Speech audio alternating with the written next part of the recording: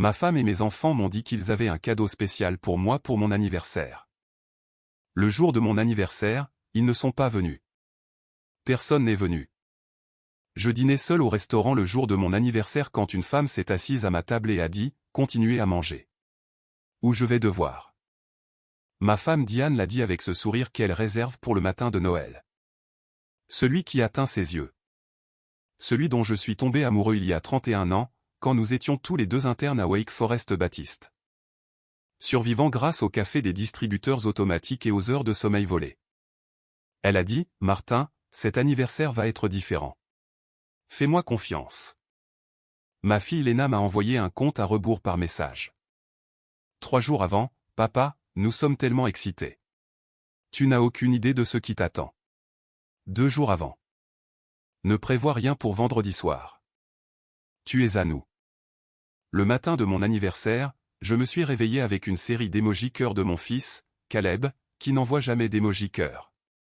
Le gamin a 26 ans, travaille dans la cybersécurité et traite l'expression émotionnelle comme une faille de sécurité. Des émojis cœur de Caleb signifiaient que quelque chose de réel arrivait. Je suis Martin Greyfield. J'ai 55 ans. Je suis médecin de famille à Greensboro, en Caroline du Nord, depuis 23 ans. Et j'ai passé les 3 dernières décennies de ma vie à faire passer les autres en premier. Les patients, la famille, cette ville. Je pensais avoir mérité cet anniversaire. Je pensais avoir mérité la table avec les personnes que j'aimais le plus autour. J'étais au Pinted Table sur Friendly Avenue, un restaurant devant lequel j'étais passé 100 fois et où je n'avais jamais pu obtenir de réservation, assis dans une banquette pour 4, et j'étais complètement seul. L'hôtesse m'avait installé avec ce regard prudent que les gens lancent à quelqu'un qu'on leur a demandé de traiter avec délicatesse. 4 menus, une personne, puis la chaise en face de moi a raclé le sol en reculant. Une femme que je n'avais jamais vue auparavant s'est assise, a posé ses 2 mains à plat sur la table, m'a regardé directement et a dit « Continuez à manger, ou je vais devoir vous annoncer quelque chose qui va gâcher votre appétit pendant très longtemps. » Avant de vous raconter ce qui s'est passé ensuite, et je vous promets que rien de ce que je pourrais inventer ne serait plus étrange que ce qui s'est réellement déroulé cette nuit-là, je veux que vous restiez avec moi car cette histoire ne parle pas d'un dîner d'anniversaire. Elle parle de ce que vous pouvez manquer lorsque vous passez 30 ans à choisir de ne pas regarder. Si cette histoire signifie quelque chose pour vous, abonnez-vous à cette chaîne et laissez un commentaire ci-dessous. Nous racontons ici des histoires de personnes ordinaires qui découvrent qu'elles ont vécu à côté de quelque chose d'extraordinaire ou de quelque chose de terrible pendant tout ce temps. Cliquez sur le bouton j'aime si vous en voulez plus. Cela aide vraiment. Maintenant, revenons en arrière. Diane et moi nous sommes rencontrés à la faculté de médecine de Wake Forest à l'automne 1993. Elle se spécialisait en médecine interne. Je me dirigeais vers la médecine familiale. Nous avions l'habitude de plaisanter en disant que je traitais la vie entière des gens et qu'elle traitait la machinerie en dessous. Elle venait de Charlotte, élevée dans une maison avec une piscine et un père qui portait des costumes pour les petits déjeuners du week-end. Je venais d'Ashboro, fils d'un mécanicien et d'une femme qui travaillait à la répartition au bureau du shérif. Diane disait souvent qu'elle aimait cela chez moi, que j'étais vrai, que je ne jouais pas de rôle. Nous nous sommes mariés en 1996. Caleb est arrivé en 1998, Léna en 2001. Nous avons acheté une maison dans le quartier de Fisher Park, 3 chambres, un porche arrière qui devait être remplacé tous les 6 ans parce que je ne choisissais jamais le bon bois. J'ai créé un cabinet sur Summit Avenue qui est devenu un groupe de 6 médecins. J'ai mal entraîné l'équipe de petite ligue de Caleb pendant 2 saisons avant qu'il ne me demande gentiment d'arrêter. J'ai conduit Léna à son gala de danse à Chapel Hill un dimanche sur 2 pendant 4 ans. Je pensais savoir ce qu'était notre vie.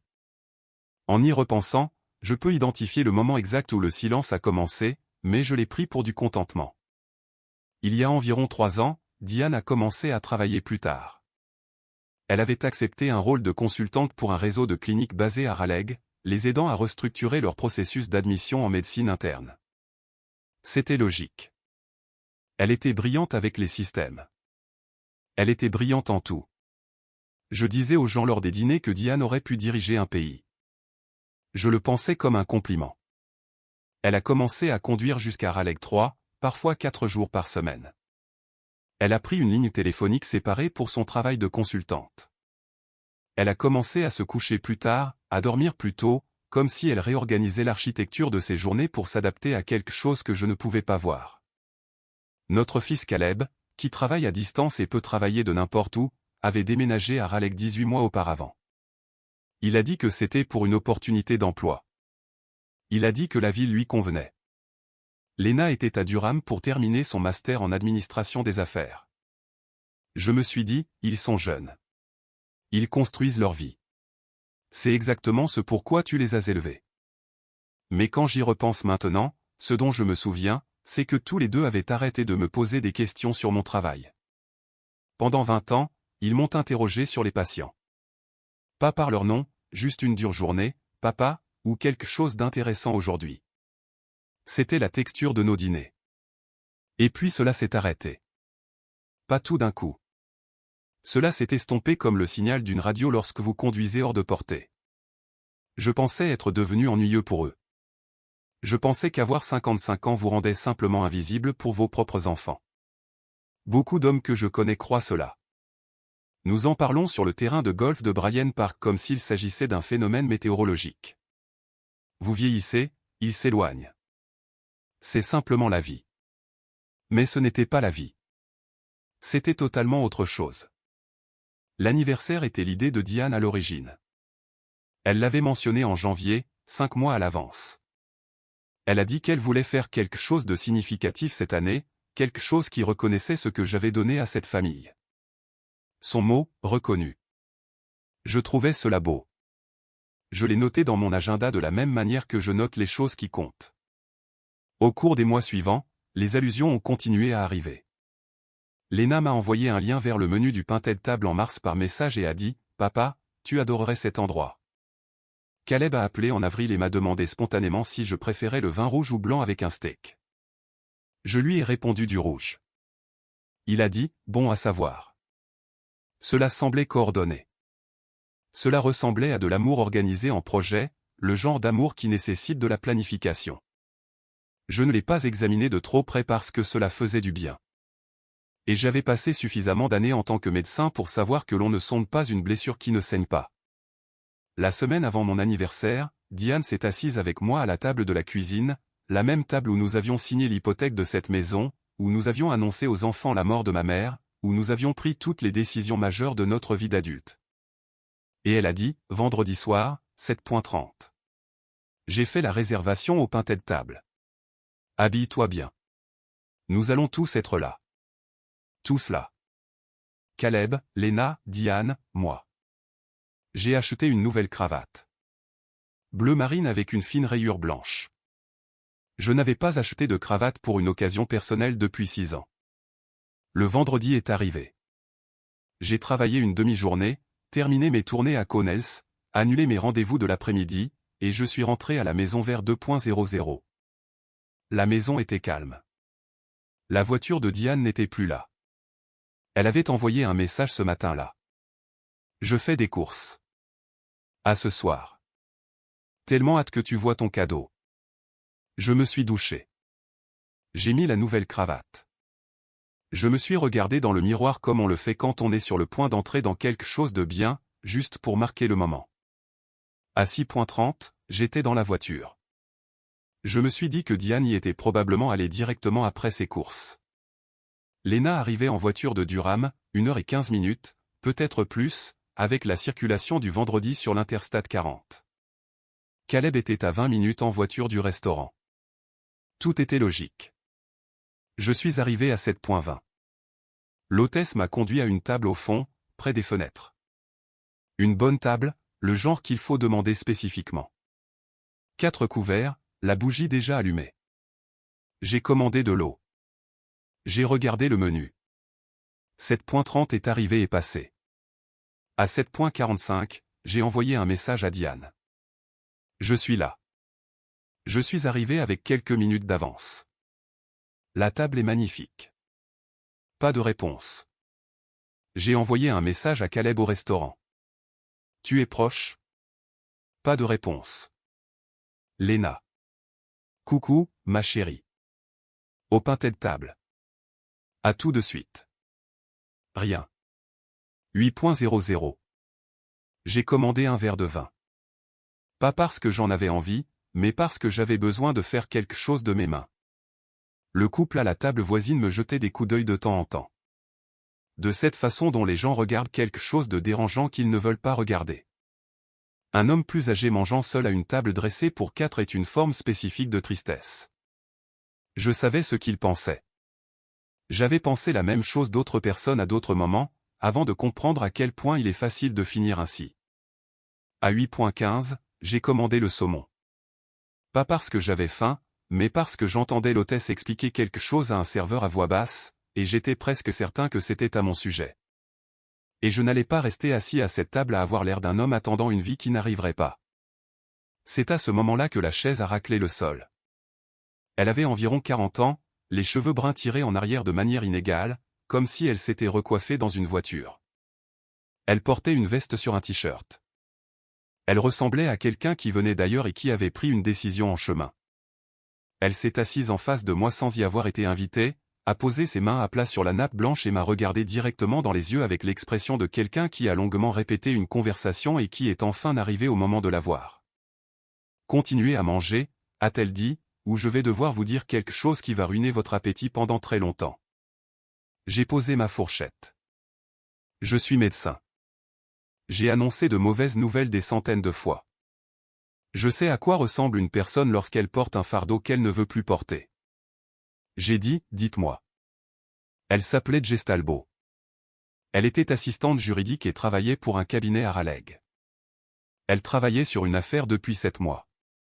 Elle avait trouvé mon adresse électronique sur le site internet public de mon cabinet. Elle m'avait envoyé 2 messages que je n'avais apparemment pas reçus. Elle m'a montré le dossier des messages envoyés sur son téléphone. Les 2 étaient allés dans mes courriers indésirables. Elle avait conduit 45 minutes un vendredi soir jusqu'à un restaurant où elle n'avait pas de réservation.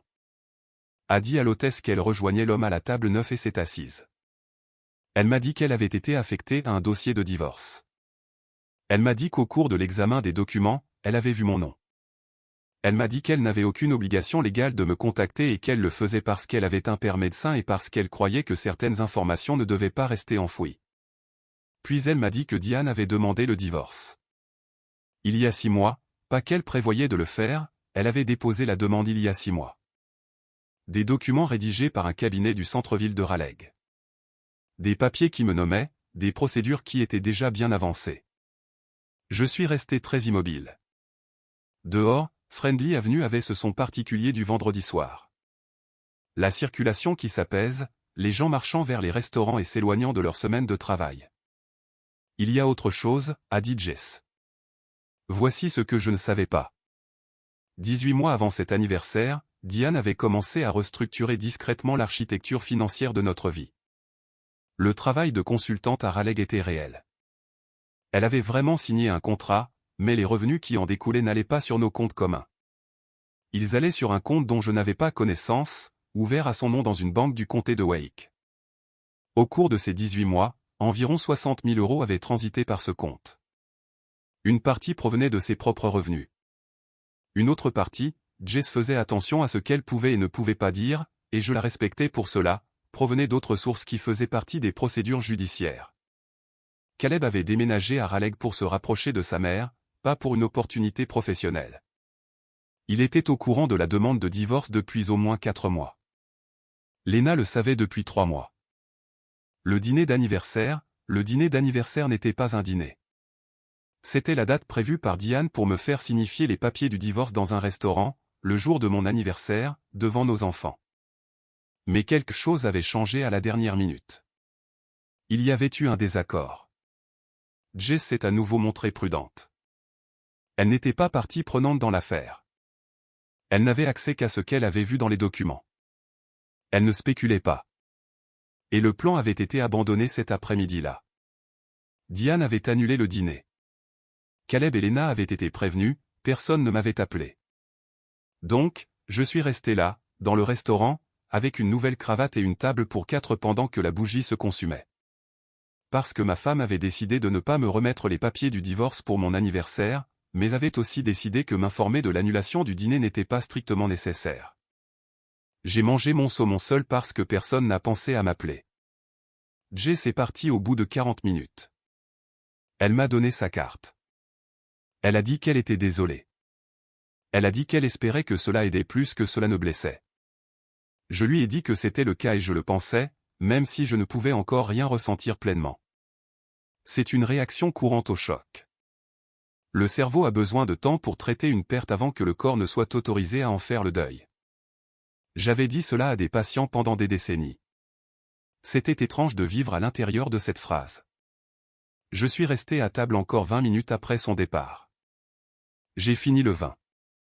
J'ai regardé les autres dîneurs, des couples penchés l'un vers l'autre, une famille célébrant quelque chose, une femme riant devant son téléphone avec la joie particulière de quelqu'un qui vient de recevoir une bonne nouvelle. Tous à l'intérieur de vie que je ne pouvais plus lire comme avant, car je venais d'apprendre que j'avais été incapable de lire la mienne. Le trajet de retour à la maison a duré 14 minutes. Je me souviens de chaque feu de circulation. Je n'ai pas appelé Diane cette nuit-là. Je n'ai pas appelé mes enfants. Ce que j'ai fait, c'est aller dans le bureau de la maison où je garde les dossiers et j'ai commencé à lire les documents financiers que je n'avais jamais examinés attentivement parce que je faisais confiance à la personne qui les gérait. Diane a toujours été meilleure avec les chiffres. C'était moi qui faisais de longues heures de travail et c'était elle qui s'assurait que la machinerie pratique de notre vie fonctionnait efficacement. C'était notre arrangement. Je ne l'avais jamais remis en question. Je ne suis pas un homme qui panique facilement. 23 ans de médecine vous font cet effet. Vous apprenez à rester présent, à vous concentrer sur ce que vous pouvez vérifier, à résister à l'attrait de l'histoire jusqu'à ce que vous ayez les faits. Alors j'ai lu. À 2:00 du matin, j'en avais trouvé assez pour comprendre la forme de ce qui s'était passé.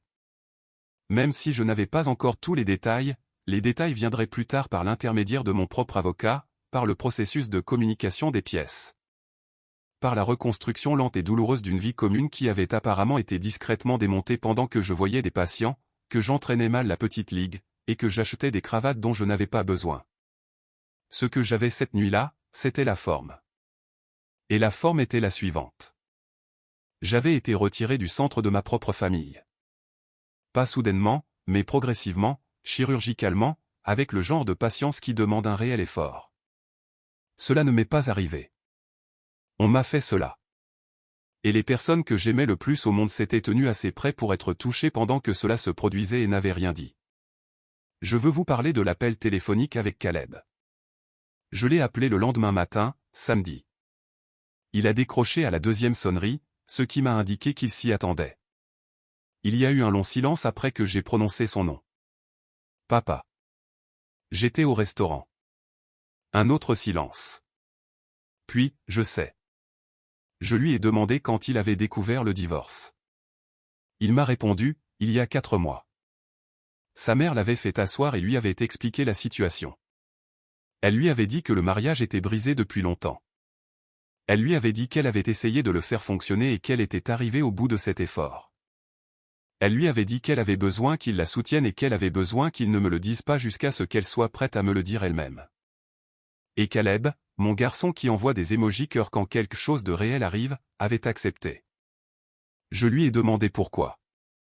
Elle a dit que tu serais dévasté et que tu essaierais de l'arrêter. Elle a dit que ce serait un plus grand désordre si tu le savais tôt. J'ai dit, Caleb, je suis ton père. Et il a dit d'une voix que je n'ai pas tout à fait reconnue, une voix qui ressemblait à celle de quelqu'un qui est resté assis avec quelque chose de lourd pendant 4 mois et qui est fatigué. Je sais, papa. Je sais. Je n'avais pas alors la colère qui est venue plus tard.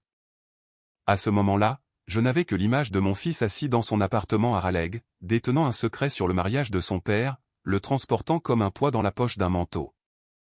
Il avait 26 ans. Il avait été mis dans une position impossible par quelqu'un qui aurait dû le savoir. Ce n'est pas ce que l'on fait à ses enfants. Ce n'est pas un cadeau que l'on leur fait. Avec Lena, c'était plus difficile. Elle m'a appelé 3 jours après mon anniversaire, ce qui signifiait qu'elle avait attendu de voir si je l'appellerais en premier, et comme je ne l'ai pas fait, elle a appelé. Je pense qu'elle avait voulu que je fasse le premier pas pour qu'elle puisse suivre mon exemple. Cela a toujours été Lena. Elle analyse la pièce avant d'y entrer. C'est ce qui l'a rendue douée en école de commerce et ce qui la rendait parfois difficile à atteindre. Elle a dit, maman m'a dit que tu l'avais découvert. J'ai dit, une étrangère dans un restaurant me l'a dit parce que ta mère a oublié d'annuler le dîner d'anniversaire où elle prévoyait de me remettre les papiers du divorce. Silence. Léna, tu as eu 3 mois. Elle a commencé à pleurer. Pas des pleurs de comédie, pas des pleurs de stratégie, le genre qui vient d'un endroit réel, du poids accumulé de porter quelque chose que l'on ne voulait pas porter. J'avais annoncé assez de mauvaises nouvelles pour faire la différence. Elle a dit, je ne voulais pas te mentir, papa, mais maman n'arrêtait pas de dire qu'il était presque temps, qu'elle était presque prête à te le dire, que cela arriverait bientôt. Et puis ce bientôt n'arrêtait pas d'être repoussé. 3 mois, ai-je répété doucement. Je suis désolé. Je l'ai cru. C'était la partie compliquée. Je les ai crus tous les deux, Caleb et Léna, quand ils ont dit qu'ils avaient été piégés dans quelque chose. Cela n'a pas rendu la douleur moins forte, mais cela a changé la façon dont je les portais. Diane a appelé le 4e jour. Elle avait clairement parlé aux 2 enfants avant de m'appeler. Elle avait le ton de quelqu'un qui a participé à un atelier de narration et préparé sa position. Elle m'a dit que le mariage était malheureux depuis des années. Elle m'a dit qu'elle avait attendu d'être sûre. Elle m'a dit qu'elle n'avait pas voulu que je sois seul au restaurant, que quelque chose était arrivé et qu'elle avait dit aux enfants de me contacter. Je lui ai demandé auquel des enfants elle avait dit de m'appeler. Elle a dit, je suppose qu'il le ferait. J'ai dit, qu'est-ce qui est arrivé? Une pause. Je n'étais pas prête. Pour mon dîner d'anniversaire où tu allais me remettre les papiers du divorce. Martin, je veux que tu comprennes quelque chose. J'ai dit, pas en tant que ton mari. En tant que personne qui te connaît depuis 31 ans, ce que tu as fait, la planification, le secret, le recrutement de nos enfants dans un système qui les obligeait à mentir à leur père. C'est la chose que je porterai le plus longtemps, pas le divorce, l'architecture de celui-ci. Elle n'avait pas de réponse à cela. Je n'avais pas besoin qu'elle en ait une. Le divorce a pris 14 mois. Mon avocate, une femme nommée Carole Sibert, qui travaille dans un bureau de la rue Elma Greensboro, et qui a clairement tout entendu et reste impassible, m'a guidé à travers chaque détail avec la patience de quelqu'un qui respecte le poids de ce qu'il fait pour gagner sa vie. Je ne vous donnerai pas les détails financiers car ils m'appartiennent et car le but de cette histoire n'est pas l'accord de divorce. Ce que je vais vous dire, c'est que 30 ans de construction d'une vie commune ne disparaissent pas dans un document légal sans combat et que me battre pour ce que j'avais gagné a été l'une des choses les plus difficiles que j'ai faites. Ce qui m'a surpris, ce n'est pas la colère. Je m'y attendais. Ce qui m'a surpris, c'est le deuil. Pas exactement pour Diane. Pour la version de moi-même qui avait existé à l'intérieur de ce mariage.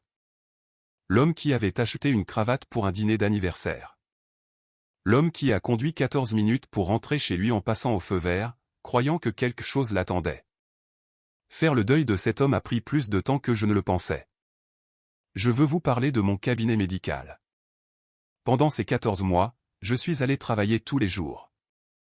J'ai vu des patients le matin et l'après-midi. J'ai fait mes tournées. J'ai appelé des gens pour leur donner des résultats. Je me suis assis dans des salles d'examen avec des gens qui étaient effrayés et je leur ai donné les informations les plus claires que j'avais. Un après-midi, environ 6 mois après le début de la procédure, j'ai eu un patient, je l'appellerai Gérald, qui avait 71 ans, était à la retraite et venait de recevoir un diagnostic de diabète de type 2 à un stade précoce. Il savait que quelque chose n'allait pas depuis 2 ans, mais n'était pas venu. Sa femme avait finalement pris le rendez-vous. Il s'est assis en face de moi dans cette salle d'examen et a dit, « Docteur, je me suis juste dit que si je n'en étais pas sûr, ce n'était pas encore réel. » Je l'ai regardé à travers le bureau et j'ai pensé à un homme assis à une table pour 4, mangeant du saumon, ne posant pas les questions qu'il aurait dû poser 3 ans plus tôt. J'ai pensé à un signal radio qui s'estompe et au fait d'appeler cela du contentement. J'ai dit, « Gérald, le fait de ne pas regarder, cela ne fait pas disparaître le problème. Cela signifie simplement que lorsqu'il arrive, vous êtes moins préparé. » Il a hoché la tête. Il a commencé les médicaments cette semaine-là. Voici ce que je sais maintenant et que je ne savais pas avant cet anniversaire. Je sais que les personnes les plus proches de nous peuvent effectuer une sorte de sortie lente, déplaçant les meubles au milieu de la nuit si progressivement qu'au moment où vous vous en rendez compte, vous ne vous souvenez plus de la disposition d'origine. Je sais que la loyauté n'est pas la même chose que l'amour, et que les enfants peuvent aimer profondément leurs parents et tout de même faire des choix qui servent leur propre survie. Je sais qu'une étrangère en veste à une table de restaurant peut être la personne la plus honnête de la pièce. Et je sais ceci, la nuit qui m'a semblé être la pire nuit de ma vie a été la nuit où ma vraie vie a commencé. Caleb et moi avons eu une longue conversation en novembre de l'année suivante, presque un an après l'anniversaire.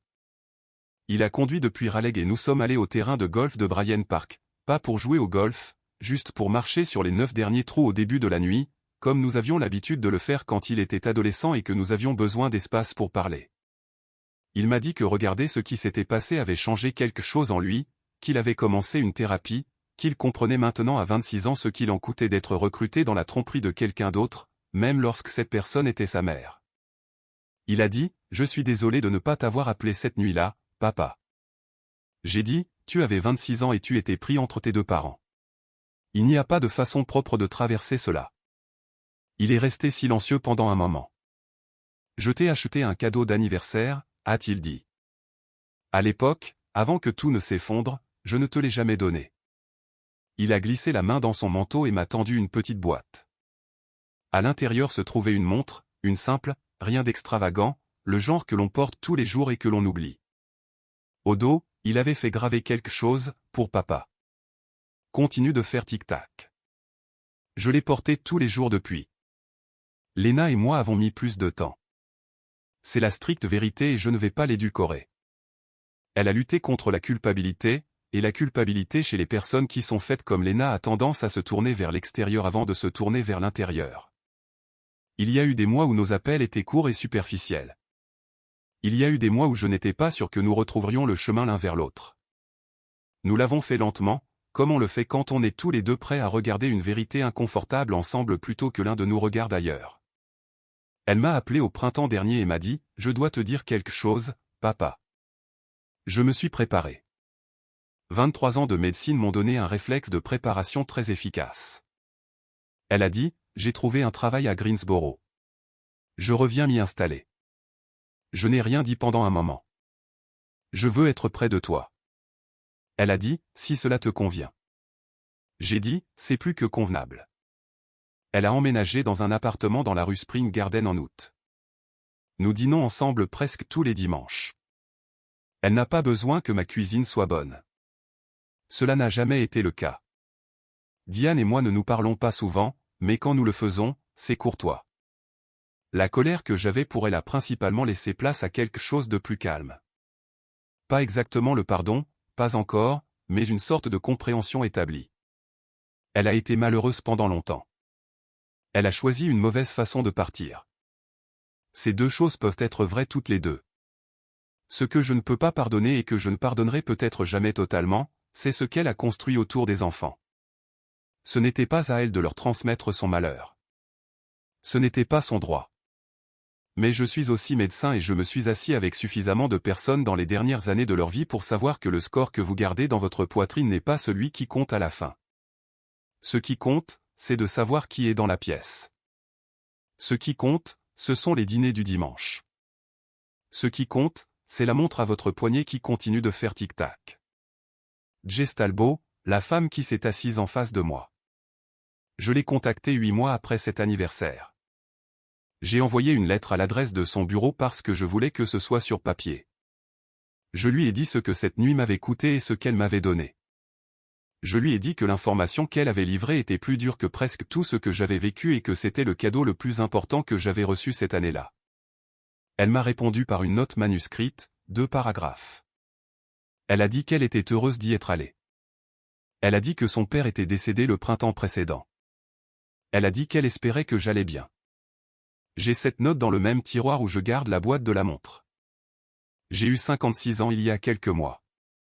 Caleb a conduit depuis Raleigh. Léna est venue à pied depuis la rue Spring Garden. Nous sommes allés dans un restaurant de la rue Elm où la nourriture est bonne et la table était pour 3 et nous avons occupé chaque siège. Personne n'a apporté de cadeau. Personne n'avait prévu de surprise élaborée. Caleb a commandé une bouteille de vin rouge parce qu'il gardait apparemment cette information depuis 2 ans. Léna a raconté une histoire sur ses nouveaux collègues qui nous a fait rire assez fort pour déranger la table d'à côté, ce que je considère comme un succès. À la fin de la soirée, en marchant vers le parking, Caleb a dit « Même heure l'année prochaine ». Et j'ai dit « Même heure l'année prochaine ». C'était ça le cadeau, juste ça, la promesse ordinaire que nous serions là, que nous répondrions présent, que l'année prochaine personne ne serait assis seul à une table. Je m'appelle Martin Greyfield. J'ai 55 ans. Je suis médecin de famille à Greensboro, en Caroline du Nord. Et je suis médecin depuis assez longtemps pour savoir que les patients qui survivent aux diagnostics les plus difficiles sont rarement ceux qui étaient les plus forts au départ. Ce sont ceux qui étaient prêts à rester dans la pièce avec la vérité, même lorsque la vérité était insupportable. Rester dans la pièce, c'est ce que je sais faire. La chaise en face de vous pourrait racler le sol à tout moment. La personne qui s'assied pourrait porter quelque chose que vous ne voulez pas entendre. Laissez-la s'asseoir. Laissez-la parler. Quoi qu'il arrive ensuite, vous pouvez y faire face. J'en suis la preuve vivante. Écoutez, j'ai repensé à l'histoire de Martin depuis que je l'ai entendu pour la première fois, et voici ce à quoi j'en reviens toujours. La partie la plus effrayante n'était pas la trahison. C'était le silence, les années à regarder le signal s'estomper et à appeler cela du contentement. Alors, permettez-moi de vous demander quelque chose directement. Y a-t-il quelque chose dans votre vie en ce moment que vous choisissez de ne pas regarder? Une conversation que vous repoussez sans cesse? Un sentiment que vous continuez de justifier pour l'ignorer? Martin a eu besoin qu'une étrangère s'assoie en face de lui et lui dise la vérité.